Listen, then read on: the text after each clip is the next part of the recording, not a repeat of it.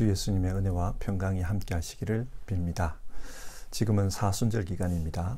이 사순절 기간 동안 예수님의 사랑과 은혜를 깊이 묵상할 수 있었으면 좋겠습니다. 그러면 사도신경으로 우리의 신앙을 고백하며 하나님께 아침 예배를 드리겠습니다. 나는 전능하신 아버지 하나님 천지의 창조주를 믿습니다. 나는 그의 유일하신 아들 우리 주 예수 그리스도를 믿습니다. 그는 성령으로 잉태되어 동정녀 마리아에게서 나시고 본디오 빌라도에게 고난을 받아 십자가에 못 박혀 죽으시고 장사된 지 사흘 만에 죽은 자 가운데서 다시 살아나셨으며 하늘에 오르시어 전능하신 아버지 하나님 우편에 앉아 계시다가 거기로부터 살아있는 자와 죽은 자를 심판하러 오십니다. 나는 성령을 믿으며 거룩한 공교회와 성도의 교제와 죄를 용서받는 것과 몸의 부활과 영생을 믿습니다. 아멘. 오늘 읽으실 하나님의 말씀은 신명기 14장부터 17장까지의 말씀입니다. 이 시간에는 신명기 14장 1절과 2절의 말씀을 받들어 읽겠습니다. 같이 보시겠습니다. 당신들은 당신들의 하나님의 자녀이니 죽은 사람을 애도할 때에 몸에 상처를 내거나 앞머리를 밀어서는 안 됩니다. 당신들은 당신들의 하나님의 거룩한 백성입니다. 주님께서 땅 위에 있는 많은 백성 가운데서 당신들을 선택하여 자기의 귀중한 백성으로 삼으셨습니다. 아멘.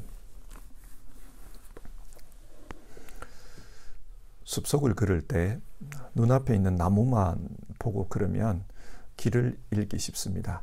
숲 전체를 생각하면서 길을 걸어야 합니다.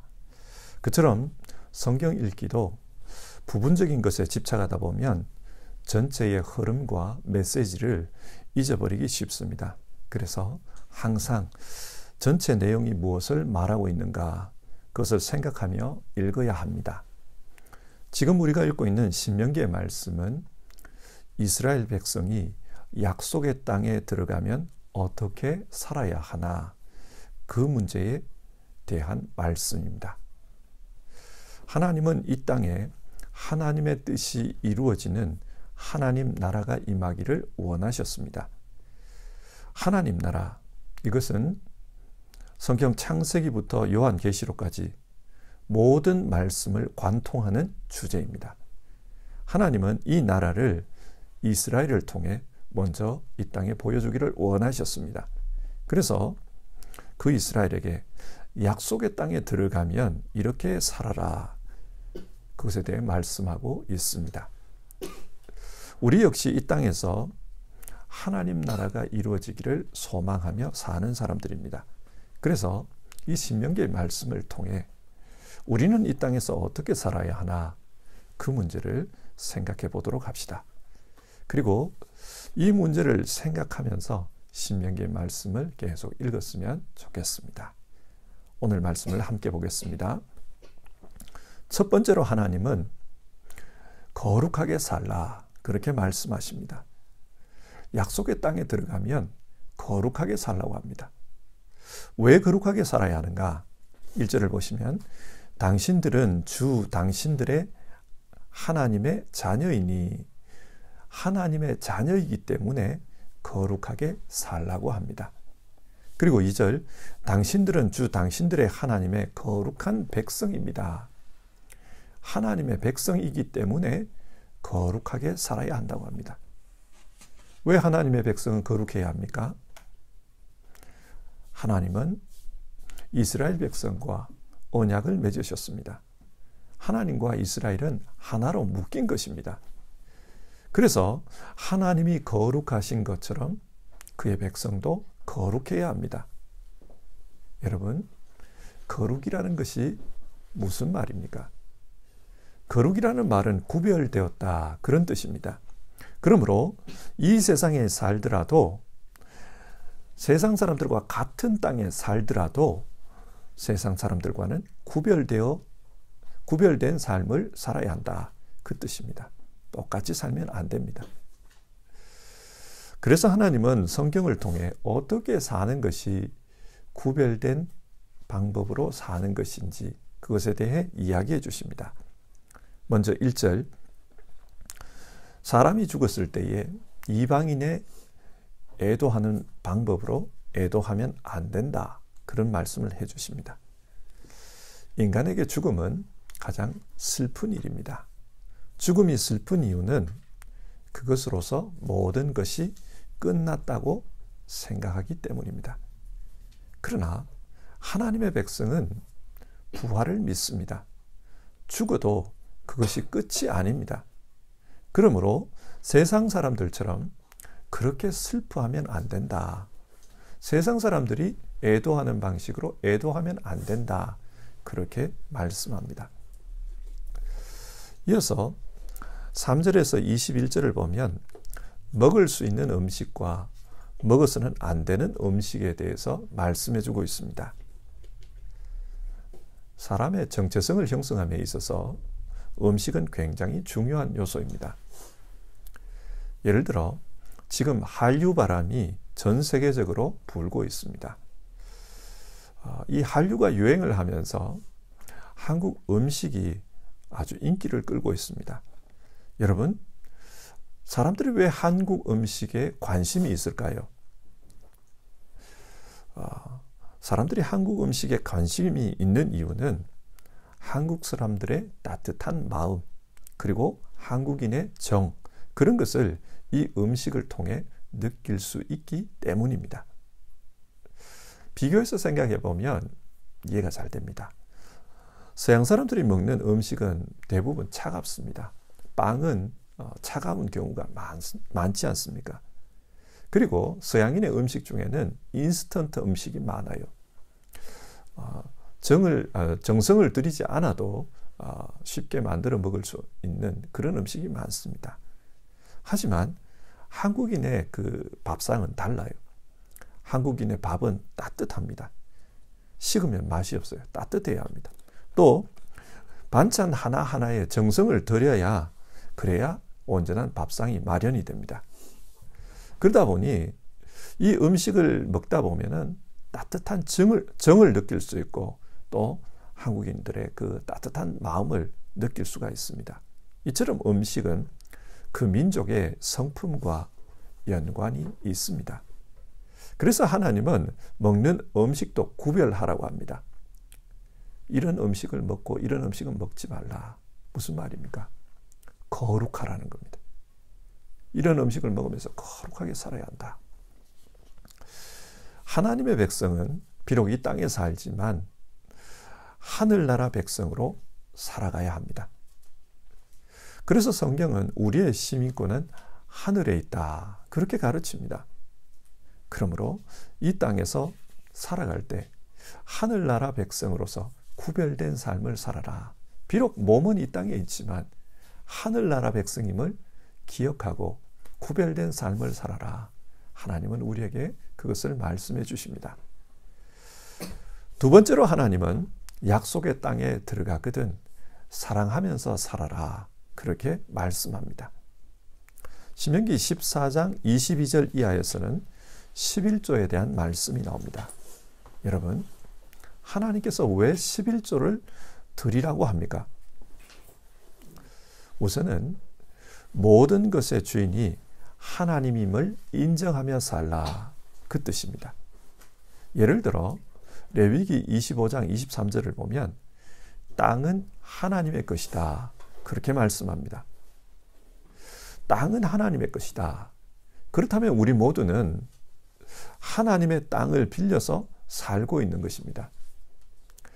그런데 많은 경우 사람들은 땅이 자기의 것이라고 생각합니다. 자기 이름으로 등기가 되어 있으면 이건 내 거다. 그렇게 생각합니다. 그런데 한번 생각해 보십시오. 사람이 죽고 나면 그 땅의 소유권이 누구에게 갑니까? 자식에게 갈 수도 있고 혹은 다른 사람에게 갈 수도 있습니다. 더 이상 내 것이 아닙니다. 나는 살아있을 동안만 빌려 쓰는 것이 맞습니다. 모든 것의 주인은 하나님이십니다. 우리의 생명도 마찬가지입니다. 내 것이라고 생각하고 있지만 내 것이 아닙니다. 내 마음대로 할 수가 없습니다. 이렇게 빌려 쓰는 것이라면 임대료를 내는 게 맞습니다. 그래서 하나님은 지금 11조를 말씀하는 겁니다. 이 11조를 통해 하나님이 주인이라는 것을 인정하라는 것입니다. 모든 것이 하나님으로부터 왔다. 하나님이 주시는 것에 나는 감사하면서 산다. 그걸 인정하라는 거예요. 그런데 모든 것이 하나님의 것이다. 이렇게 인정하는 것에 그 숨어있는 의미가 있어요. 그게 뭐냐? 하나님이 기뻐하시는 일에 이것을 쓰라는 겁니다. 오늘 말씀을 보면 11조를 어떤 목적으로 써야 하는가? 27절 하나님으로부터 받은 기업이 없는 레위인들을 위해 쓰라고 합니다. 그리고 29절 성 안에 사는 가난한 사람들, 즉 떠돌이나 고아나 과부들을 돕는 일에 이 11조를 사용하라고 합니다. 그러니까 사회적으로 어려운 분들, 약한 분들을 돕는 일에 이 11조를 사용하라는 겁니다. 왜 그렇습니까? 하나님의 마음이 그들에게 있기 때문입니다. 그래서 11조를 가지고 하나님이 기뻐하시는 일에 쓰라. 그렇게 가르치고 있습니다.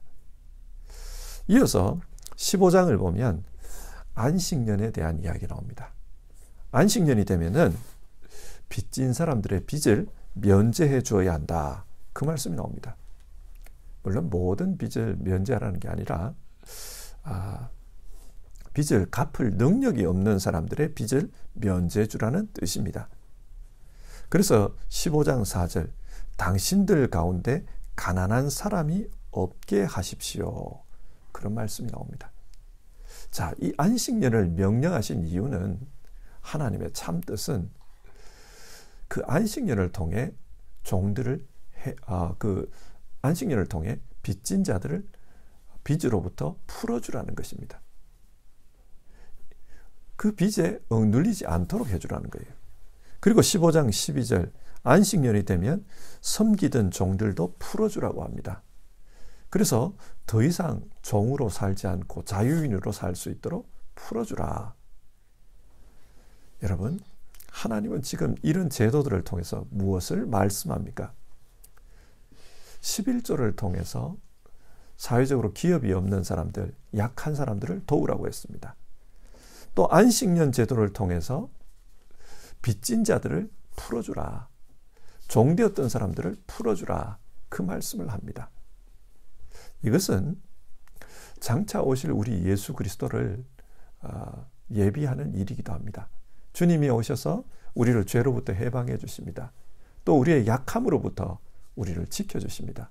주님을 예비하는 의미도 있지만 또 한편으로는 고대 사회에 있어서 복지 정책입니다. 가난한 사람들을 이렇게 도와주라는 겁니다. 그래서 이웃을 사랑하고 이 이웃 사랑을 통해 이스라엘 사회 전체가 건강할 수 있도록 그렇게 살아라 이 말입니다. 지금 우리가 살고 있는 이 세상은 전 세계적으로 양극화가 심각합니다.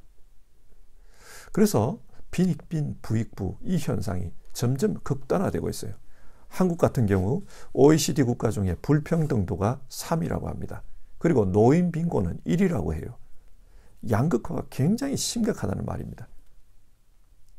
하나님은 지금 11조와 안식년 제도를 통해서 하나님 나라의 백성들은 모두가 건강하게 살 수 있도록 최소한의 기초를 마련해 주어야 한다.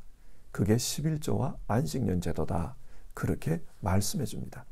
하나님은 이것을 통해서 하나님 나라 약속의 땅에 들어가거든 이웃을 사랑하며 살라.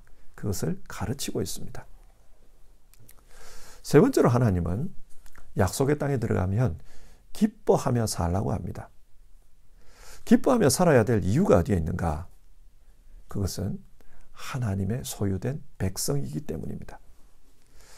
15장 19절 이하에서 처음 난 소와 양의 수컷을 하나님께 바치라는 내용이 나옵니다. 이런 짐승을 하나님께 바치는 이유는 유월절과 연관이 있습니다. 유월절 사건 때 하나님은 유월절 어린 양의 피를 문에 바르라고 했습니다. 그리고 그 피가 묻은 집은 이 초태생들이 죽지 않았어요.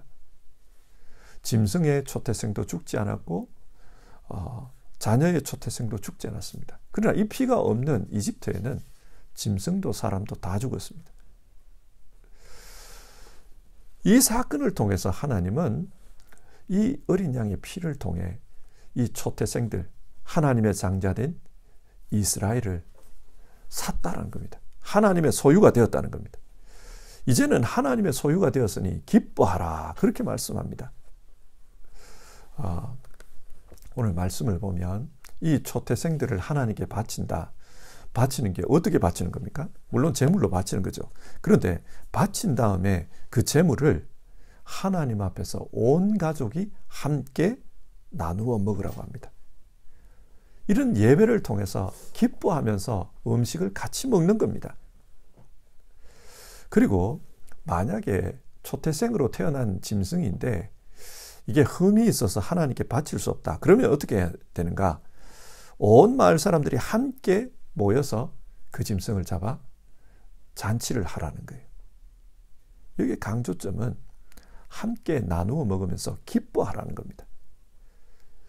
하나님의 소유가 되었기 때문에 이렇게 기뻐하라. 그걸 가르치고 있는 겁니다. 이어서 16장을 보면 이스라엘의 3대 절기가 나옵니다. 유월절과 칠칠절과 초막절. 이 절기는 한마디로 축제입니다. 이 축제니까 기뻐하라는 거예요. 근데 왜 기뻐하라고 합니까? 이 절기들은 하나님께서 이스라엘 백성을 구원해 주신 것, 그것을 기억하고 감사하는 절기입니다. 그러니까 하나님께서 우리를 구원해 주셨다. 그것을 생각하면서 감사하고 기뻐하라는 겁니다.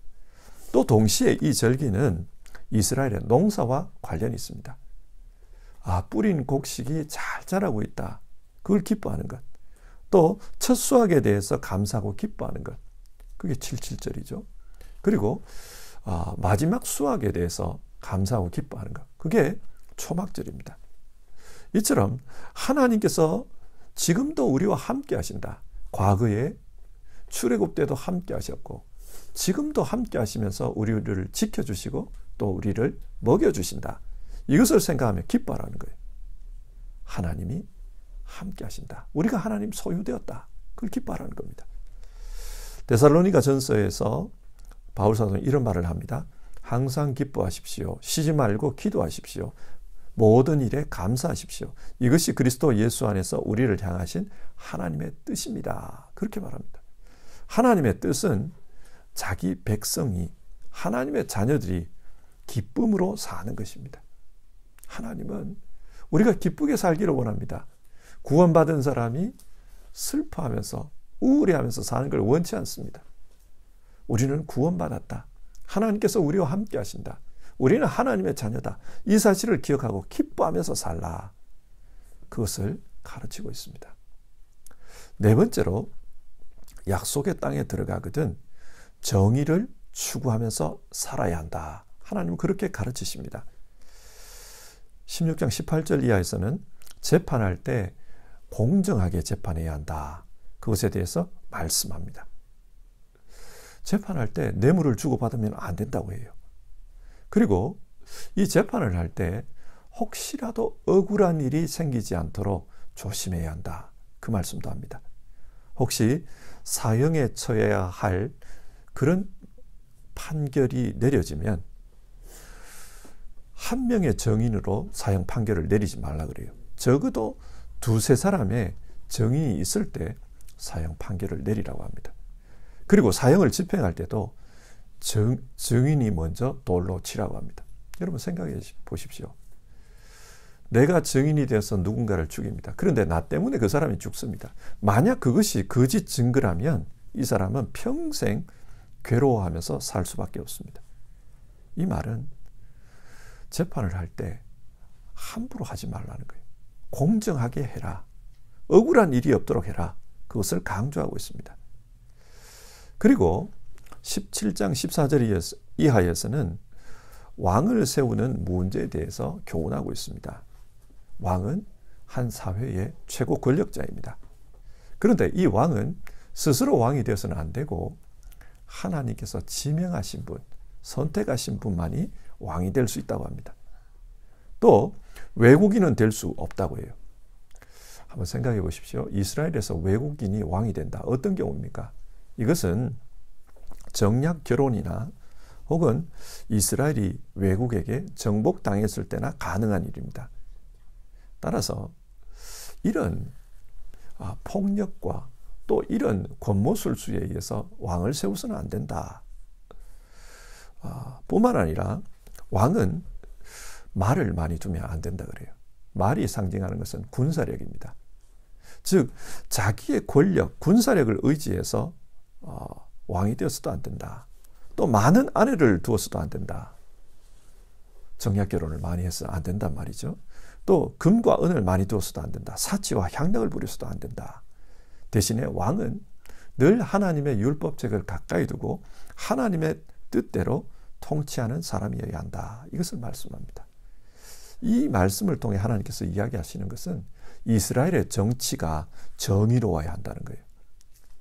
이스라엘의 정치가 어떤 힘 때문에 하나님이 임명하지도 않았는데 힘 때문에 세워져서는 안 된다. 외국 권력이 대리자로 세우는 그런 사람이어서도 안 된다. 또 자기 군사력을 의지하는 사람도 안 된다. 정략 결혼으로 사람의 인기에 의해서 세워지는 사람도 안 된다. 하나님의 통치자는 하나님의 말씀대로 살아가는 그런 사람이어야 한다. 이것을 통해서 하나님 가르치시는 것은 하나님 나라는 정의가 다스리는 나라여야 한다. 그것을 말씀하고 있는 것입니다. 자, 이상의 말씀 한번 정리해 봅시다. 오늘 말씀은 이스라엘 백성이 약속의 땅에 들어가면 어떻게 살아야 하나 그것과 관련된 말씀입니다. 하나님은 이 말씀을 통해 약속의 땅에 들어가거든 거룩하게 살아야 한다. 사랑하며 살아야 한다. 기뻐하며 살아야 한다. 정의를 행하며 살아야 한다. 그렇게 말씀하십니다. 이것을 한마디로 요약하면요. 하나님 나라 백성답게 살아야 한다. 그 뜻입니다. 왜 그렇게 말씀할 수 있습니까? 로마서 14장 17절을 보면 하나님의 나라는 성령 안에서 누리는 의와 평화와 기쁨입니다. 그 말씀이 나와요. 하나님의 나라는 정의와 평화와 기쁨의 형태로 나타난다는 것입니다. 이 말씀에 근거해서 오늘 성경이 명령하는 내용들을 살펴보면 약속의 땅에 들어가거든 하나님 나라를 이루면서 살아야 한다. 하나님은 그것을 교훈하고 있습니다. 여러분 말씀드렸습니다만 하나님의 나라는 이 세상의 나라와 같은 그런 개념이 아닙니다. 하나님의 나라는 그 말의 뜻 자체가 하나님의 통치, 하나님의 주권, 그것을 의미합니다. 따라서 성경이 말하는 하나님의 나라는 하나님의 통치가 이루어지는 것입니다. 하나님의 뜻이 이루어짐으로 이 땅에 하나님의 통치가 이루어지는 것, 그것이 하나님 나라입니다. 약속의 땅에 들어가거든 하나님의 나라가 이루어지도록 그렇게 살아야 한다. 그래서 하나님은 하나님의 뜻이 이루어지는 것, 그것을 가르치기 위해 율법을 주신 겁니다. 하나님의 뜻이 이루어지도록 그렇게 살아라. 자, 이 말씀을 오늘 우리의 현실에서 한번 생각해 봅시다. 여러분, 우리는 이 땅에서 어떻게 살아야 합니까? 우리 역시 하나님의 통치가 이루어지는 그런 삶을 살아야 합니다. 지금 우리가 사는 세상을 보십시오. 자본의 논리에 따라 세상이 움직이다 보니 거룩성보다는 세속성이 더 강조되고 있습니다. 또 효율적인 것을 좋아하다 보니 경쟁이 치열하고 그 경쟁 속에서 사람들이 낙오되면은 분노와 혐오가 드러나는 것을 봅니다. 그래서 국제적으로는 전쟁이 일어나고 또 강자가 약자를 짓밟는 이런 현상들이 나타납니다. 사랑이 없습니다. 이런 험악한 세상을 살다 보니 기쁨도 없습니다. 강자의 논리가 지배하다 보니 정의도 없습니다. 하나님은 이런 세상 속에서 어떻게 하면 하나님 나라를 이룰까? 그것을 생각하며 살라고 합니다. 먼저는 우리 개인적으로 믿음 안에서 기쁨으로 살아라. 믿음 안에서 거룩하게 살아라. 그리고 감사와 기쁨으로 살아라. 뿐만 아니라 사랑과 정의를 실천하며 살아라. 그렇게 말씀합니다. 적어도 우리 개인의 영역에서 하나님의 뜻이 이루어지도록 힘쓰라는 것입니다. 뿐만 아니라 우리가 사는 세상 속에서도 거룩과 기쁨, 사랑과 정의가 이루어지도록 그렇게 노력하라고 합니다. 가정 속에서, 직장에서, 또 사회에서 우리의 영향력이 미치는 한에서 하나님의 이런 뜻이 이루어지도록 힘쓰면서 살아라. 우리에게 그것을 말씀합니다. 우리는 우리의 자리에서 할 수 있는 한 하나님 나라가 이루어지도록 그렇게 노력해야 합니다. 사랑하는 성도 여러분, 언제나 우리가 이런 질문을 가지고 삽시다. 어떻게 하면 하나님의 뜻이 이루어질까? 성경은 처음부터 끝까지 하나님 나라에 대해서 말씀하고 있습니다. 늘 하나님의 뜻이 이루어지기를 소망하는 그런 마음으로 어떻게 하면 하나님의 뜻이 이루어질까? 그것을 마음에 품고 그렇게 살았으면 좋겠습니다. 이 시간 함께 찬송하고 기도하겠습니다. 찬송가 425장 주님의 뜻을 이루소서, 우리 1절 2절 부르고요. 같이 기도하겠습니다.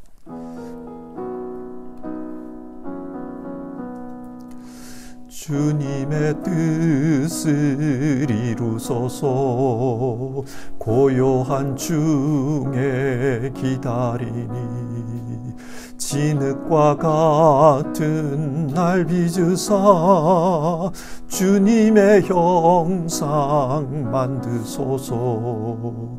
주님의 뜻을 이루소서. 주님 앞에 엎드리니 나의 맘속을 살피시사 눈보다 희게 하옵소서. 같이 기도합시다.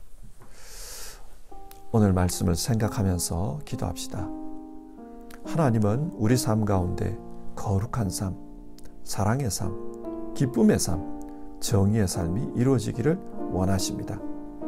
이것을 위해서 기도합시다. 하나님, 우리 안에 거룩과 기쁨, 사랑과 정의의 삶이 이루어지도록 도와주시옵소서. 그리고 이 일을 위해서 힘쓰며 사는 우리 되게 하옵소서. 뿐만 아니라 우크라이나를 위해서 기도합시다. 하나님, 그 땅에 하나님의 정의가 이루어지게 하옵소서.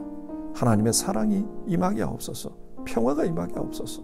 하나님, 우리 한국을 도와주시옵소서. 곧 있으면 선거가 있습니다. 하나님 나라에 합당한 사람이 지도자로 뽑힐 수 있도록 도와주시옵소서. 하나님, 우리가 살고 있는 이 독일을 기억해 주시옵소서. 하나님의 뜻에 합당한 나라 되도록 도와주시옵소서. 우리 그렇게 같이 기도하고 하루를 시작합시다. 사랑 많으신 하나님 아버지,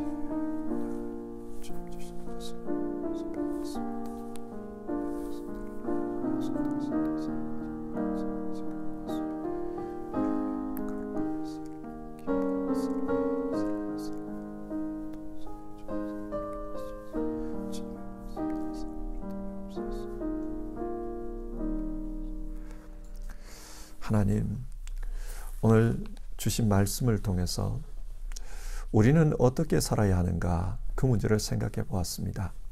이스라엘 백성에게 약속의 땅에 들어가거든 거룩하게 살아야 한다, 기뻐하며 살아야 한다, 사랑을 추구하며 살아야 한다, 정의를 추구하며 살아야 한다, 그렇게 말씀하셨습니다. 그처럼 우리 역시도 이 땅에서 기뻐하며 살고 거룩하게 살고 사랑과 정의를 추구하며 살아야 된다는 것, 그것을 우리가 말씀을 통해 배웠습니다. 먼저는 우리 개인들이 이 하나님 나라의 삶을 살 수 있도록 도와주시옵소서. 우리가 하나님의 통치 가운데 살도록 우리 주 예수님이시여 우리를 다스려 주시옵소서. 그래서 우리 안에 거룩한 삶, 기쁨의 삶, 사랑과 정의의 삶이 나타나도록 도와주시옵소서. 뿐만 아니라 하나님, 우크라이나가, 또 한국이, 또 우리가 살고 있는 이 독일 땅이 하나님의 뜻을 따라 사는 그런 공동체 될 수 있도록 도와주시옵소서. 하나님, 전쟁이 있는 그곳에 주님의 평화가 임할 수 있도록 도와주시고 주님의 역사가 나타나서 그 땅에 하나님이여 정말로 온전한 평화와 온전한 사랑이 임하도록 도와주시옵소서. 그리고 우리 한국 정말 하나님의 뜻에 합당한 사람이 지도자로 뽑힐 수 있도록 하나님 도와주시옵소서. 그리고 우리가 살고 있는 이 독일 땅, 하나님 나라를 위해서 크게 기여하는 귀한 나라 될 수 있도록 하나님 도와주시옵소서. 오늘도 하나님의 뜻대로 살기로 마음으로 결단하면서 기도하는 우리 성도님들, 그 삶 속에 하나님의 통치가 이루어지도록 역사해 주시옵소서. 우리 주님 예수님의 이름으로 기도드립니다. 아멘. 주기도문 하겠습니다. 하늘에 계신 우리 아버지, 아버지의 이름을 거룩하게 하시며 아버지의 나라가 오게 하시며 아버지의 뜻이 하늘에서와 같이 땅에서도 이루어지게 하소서. 오늘 우리에게 일용할 양식을 주시고 우리가 우리에게 잘못한 사람을 용서하여 준 것 같이 우리 죄를 용서하여 주시고 우리를 시험에 빠지지 않게 하시고 악에서 구하소서. 나라와 권능과 영광이 영원히 아버지의 것입니다. 아멘.